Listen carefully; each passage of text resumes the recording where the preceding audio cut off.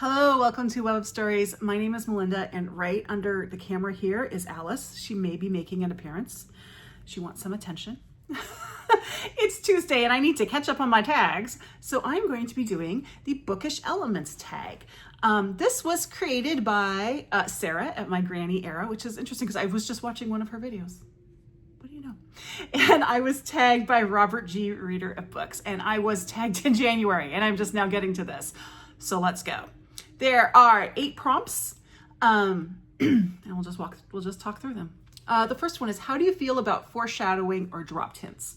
So I'm a fan of both, I guess. It depends on, I read mysteries, so dropping hints is a thing in there, and foreshadowing. I think if they're done effectively, they're incredibly good literary tools. There are times though when they're not done correctly, and then it hurts. It hurts to read those. But I think if it's done well, I think they're great. I'd love them. But again, that's because I read a lot of mysteries and books like that where it plays a part. Okay, question 2. Bookmarks. What do you use? How do you feel about bending the corner down? It's over there. I have a whole thing of bookmarks. I pick up bookmarks at bookstores. Book of the month. I have just a bunch. I am not super attached to most of my bookmarks. There are some that I purchased or I was given as a gift that are very special to me. This is one. I actually have 2 of these. But this looks like a toy. It says, drink coffee, read good books. This is in my Shakespeare sonnets. I have, it's in another book. I can't get it. I have a couple that I do really love. And I usually I think about what books I put those in. And, but for the most part, I will just grab one of my bookmarks from my jar. They're all over this house too. So, and I just use one of those. As for, hello, Alice. Hello. Are you going to say hi? As for bending the corner down, I don't do it, but I'm not to me, it's not a huge deal, honestly. I actually do it quite frequently in cookbooks, but I personally don't do it, but I'm not offended when other people do it. Hi, sweet girl. Yeah. And I've seen it. What I do see is I see it a lot in library books, and I'm like, oh, there she is. She's saying hi. Which, whatever, but those are not your books. And sometimes the page just wears down, and then you have little missing corners of pages. So are you done? Okay. She's going to sit over there. So there. Question 3, forgotten bookmarks. Have you ever found something strange in a book? No, but I have a story for you. Apparently Alice does too. There's something out there that she sees, maybe a bird or something. I don't know.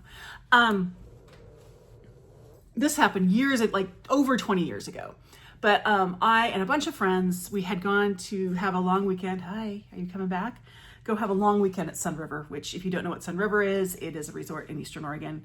And we were there, and we were, young and fancy free. And we decided to do this thing, which was totally crazy. We all had we had swimsuits on, and we all got into the same bed. And the ladies, the men, swimsuits, it's just on the bottom, but the women, we would pull the straps of our swimsuits down here, and then we pulled the blanket up. So we have this picture of all of us that looks like we're all naked in bed together. And it was just a funny thing we did. And we all got copies of the picture. I don't know where my copy went. Well, actually, I think I do. But anyway, I didn't think much about it. Somehow this copy got stuck in a book. Didn't think anything about it. Fast forward, yes, sweetie. Fast forward a couple of years, and at the church I was at, to raise funds, they were selling books on half.com. I don't even know if that site still exists, but whatever. That's what they were doing. And I had just given them a bunch of books to sell. Unfortunately, that picture was in one of the books. So I had this very uncomfortable meeting with the person from my church who was in charge of selling those books. He said, I found this picture in one of your books. I'm like, oh, oops. So I had to explain to them, no, we were all really clothed. It was okay. But yes, that was an embarrassing. Hey, you. Sorry, I put my arm on her tail. She's a little feisty today. Aren't you? Aren't you, girl? She wants me to go sit down and read so she can sit on my lap. Yes, you do. So yeah, and there she goes. And that's my forgotten bookmark story. Okay, inscriptions and annotations. How do you feel about writing in a book, and how do you annotate if you do? I don't care about writing in books. I don't. I mean, unless Pat at Book Chat with Pat has a story about Animal Farm when she would talk, like that's annoying. Oh, now she's gonna make noise. I have a box over there that I haven't unloaded yet, and it's got like that crinkly paper. So yeah. So I don't, but generally I'm not bothered by used books when I get them that have writing in them. I'm very bothered by new books when I get them that have writing, but I don't care. As for me, I don't annotate that much. I'm actually more likely to annotate, to use highlighting on an ebook than I am on a print book. But when I do annotate, I have, and I don't have them here, but I have clear sticky notes.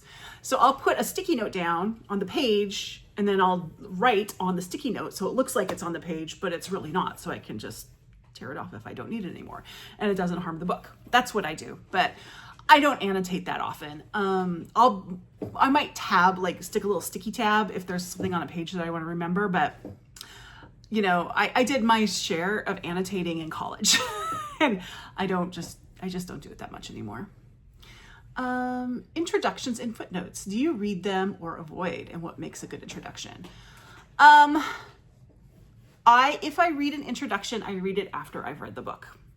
Usually this becomes a case in classics, and classic introductions are notorious for spoiling books.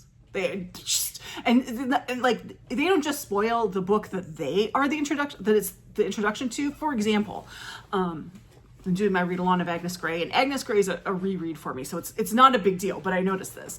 I did read the introduction of that. I've already read the book. And it spoiled Agnes Grey, but then it went on and spoiled The Tenant of Wildfell Hall as well. So yeah, I'm wary of introductions in classics because of that. But they frequently have some really good information in them too. I just wish they would be a little better about this, especially spoiling a different book. Like, why would you do that? As for footnotes, it depends on the footnote. If it's just citing a source, I don't care. I'm not writing papers anymore. I'm just not. I don't care where you got your information. This is not current events. Like, if I see it on the internet, I check. But, you know, if I'm reading a history book, I'm like, I trust you. Lots of times there'll be footnotes that kind of add a little snarky remark. Those I like. Yeah, I'm fine with them. I don't feel super strongly about footnotes, though. Sorry, allergy season has started here, so I had to get some for my throat. Number 6, accessories. Do you use bookish accessories like a clip-on reading light, a book sleeve, annotation materials, a bookstand, etc.? Well, I told you about my annotation materials. And one thing I do use, oh my goodness, do I have any here? Oh, I don't know if I have any here. I have a whole cup full of magnetic darts. So frequently what I will do, because I read so much and I read a lot of things at once, is I will divvy up a book and say, I'm going to read this book in 7 days. Or I'm going to aim for 7 days. I almost always finish it before then. So I'll divvy the book up in 7 sections just to keep myself on track. I don't know when I started doing this, and I don't even think I have to do it. I don't even know what it does to serve me anymore. It's just something I do. I started with a purpose and I just kept doing it. So I have that. I've done a whole video. I'll actually link that video down below of my bookish accessories, which also features Alice, and she's also feisty in that video. She's a feisty kitty. But just a quick thing, noise canceling headphones are a must for me in this house because my family's loud. And there's always someone watching television. Like, the television is always on. It drives me. I barely watch television. And our television's always on. Like, but so I frequently have my noise canceling headphones on, playing like some ambient noise to kind of block all that out. I have one of those little neck fan things for the summer, just kind of, and that also works for noise canceling. I found out, like, if I have that on, I don't need to have the headphones on because it just makes just enough noise right at my ear that will block other people out. But I only do that when I need it for heat. So, yeah, that's pretty much it. I don't have that many. I did get one of those pillows, I think they're called Book Buddy pillows. I'm not sure if they're kind of like triangular.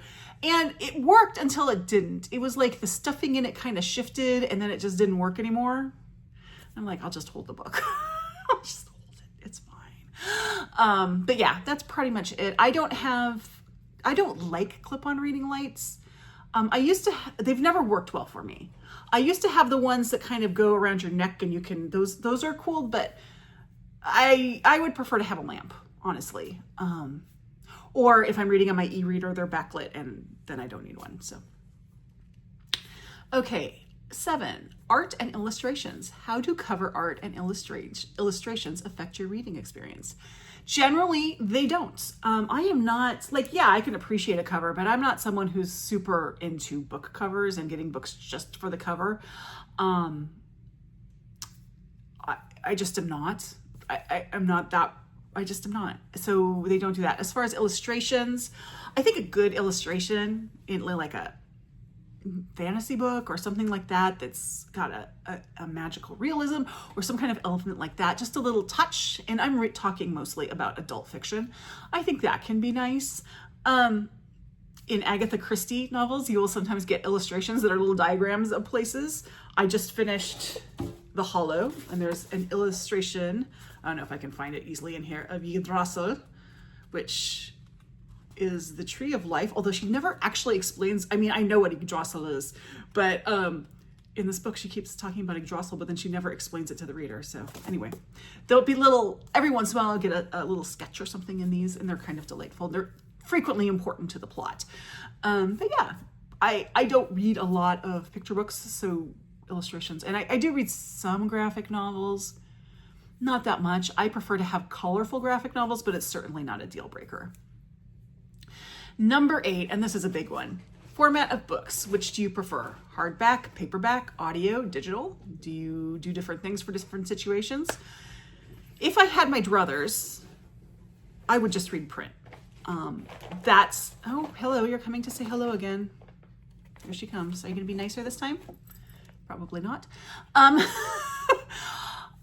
Just reading print is not feasible for me. Now, my eyes, I have some eye issues, so I have to be kind of selective about books that I pick up. And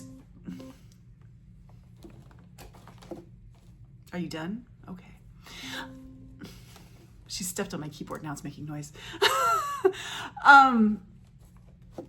Ebooks are great because I can, change the font. I can also have hundreds of books on an e-reader. I don't read on my phone or an iPad.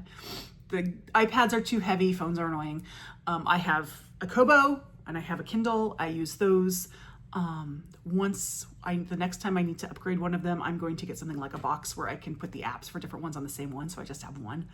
But I like the e-ink e-readers. Those are just easier to read and they're light, which is why these are heavy, so I don't read that much on my iPad. I'm sure if you had an iPad mini, it wouldn't be as big an issue, but I have a regular iPad.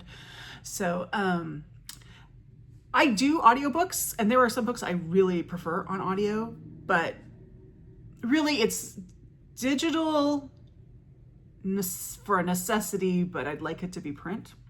And as for print, it really depends on the size of the book, whether I want it to be fiction or nonfiction. So I did a video earlier today, which you will have seen yesterday. We talk about this book that I got from the library with my mammoth that I wasn't planning on reading. And in there I talked about, this is a library book, but I have ordered a paperback version of it. And one of the reasons why is I don't want to read this in hardcover. I'm reading it until I get the paperback version.